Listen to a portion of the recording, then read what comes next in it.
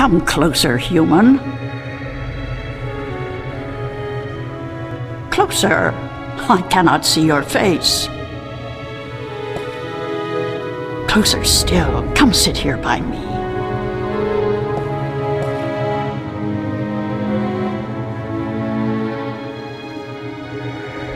There you are. You see, my eyes are not what they used to be. Ages ago, I could spot a ladybug crawling up a straw of grass from 15 tree lengths up. Now, I have a hard time seeing my supper. But my ears, balance be praised, my ears, they are as good as ever. I could hear you outside, learning the tales my children tell. You are a good listener and a fast learner. They were interesting stories, and your people told them well. That is what we do. The elation are the keepers of the tales, and I am their teller, the one who must know all the tales told since the day we came to this world. How can you do that? How can you remember every story ever told? The secret is to tell them often and to tell them in your own words, not the words of your ancestors. Doesn't that mean that the stories change with every generation? Yes, as all tales must. Change is important. Otherwise the tales will have no meaning to us. They will just be words, and we do not care about the words. We care about what the words tell us. How long have your people been telling stories? Since the beginning, human. Since we came to this world a long, long time ago. You're not from Earth? From Arcadia? Not according to our tales. We came on a great wind before the divide, when the earth was one and humans had yet to learn of magic and science. But we were a different people then, and the tales we tell from that time are vague and incomplete. Like myths and legends, the younger elation pay little attention to these tales. Sometimes I worry they will be lost with me, these tales, and I am getting old, very old. I came to you to find answers to some important questions. Ask, and I will try my best to answer. Have you heard of an ancient god or dragon that lives beneath the sea? Once, long ago, when my people lived in harmony with the Merim, there were stories of an old god worshipped by the Merim who resided deep in the darkest depths of the ocean. According to legend, the old god had once brought the Merim into their realm, into the ocean, and he was now sleeping, resting before the journey back. Back where?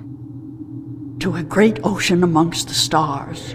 When the time came, he would gather the Merim and bring them home with him, back to their world, to their ocean. Strangely enough, we have a similar tale. It is said that the great wind that brought us here will someday return to bring us back to a place where we can soar forever on warm winds. Like heaven? In a way, perhaps, but without the need for any of us to die. The great wind will just sweep us up and carry us away. Every evening before I go to sleep, I recite this tale to myself. It is a comforting one. What do you know about the Draic kin? The kin are numbered 4, or so our tales tell. 2 in this world, 2 in the other. The mirror world, the white and the blue, the red and the green. Do you know where they are? No, the tales never say. The kin are elusive. They keep to themselves. I have never seen one myself, and I doubt any of my kind has. The tales do say that our past and our future are tied to the fate of the kin, but how I would not pretend to know. This is one tale that is yet to be told. Do you know anything about the Guardian's realm? This is human business. Would you not know more than I?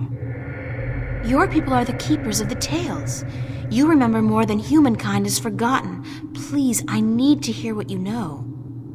That is very little. The Guardian's realm is home to the Guardian in his tower.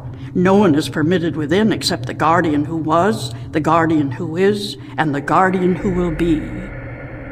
And of course the Dryad kin, who were instrumental in its making. Have you ever heard of the existence of a hidden entrance to his realm? Oh, yes. Yes, I have heard tell of such a thing, though I would not know where it is. I gather that one of the kin may be able to tell you. Thank you. I don't have any more questions. I am glad I could help you with some answers. I'm the Windbringer. I know you are. It's strange to me to hear those words spoken. I did not think they would be in my lifetime. But here you are, standing in front of me as real as the sky is blue. I'm sorry I have to ask, but what is it that the Windbringer is supposed to do for you? I did not expect you to walk in here and have all the answers, child. The balance has both blessed you and cursed you, and it has sent you here to do what it wills. The Windbringer is said to be the first sign of the great wind that will take us away from here. For a long time, the Elation have lost the strength they used to have. Our bones have become weak, and our wings fragile. Where we used to be able to soar for days on strong winds, we are now using our legs to walk rather than fly. Why this is, we do not know. Tanyan! You know of the reason for this? I'm just guessing, but it makes sense. Go on. The tales also say that the Windbringer will unite us with our past and end the age-old strife. I know. You must make peace and be reunited with the Merim. You share a common ancestry. I have always thought we did. The tales were too similar, the signs clear. But my people, they will have a difficult time understanding why and how this can be. If you don't, both the Elation and the Merim will die out. When war broke out between your people and you were forced to move up into the mountains, it compromised a precarious symbiosis. A substance called Tanyan was abundant where the Merim and the Elation lived in close proximity. It brought fish and heat and light to both your people. But now, living up in the mountains, your way of life, your diet, your customs and habits, they've all changed, and that's probably the cause of your brittle bones and fragile wings.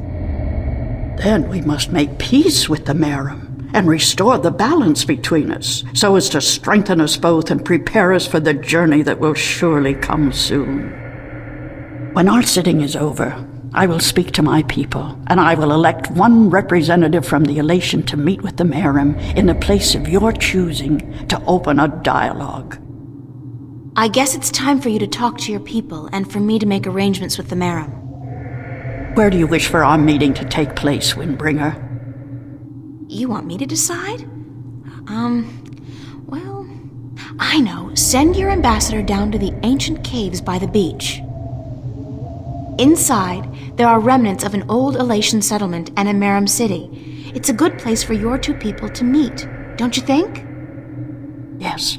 And could you ask if they would bring their half of the stone? The stone? You have the other half? We have held on to it for centuries, knowing that someday it would be of use to the Windbringer. It will, trust me. Then we must make haste and arrangements. It is an important day, so let us not waste light. Go and wait for my ambassador in the caves.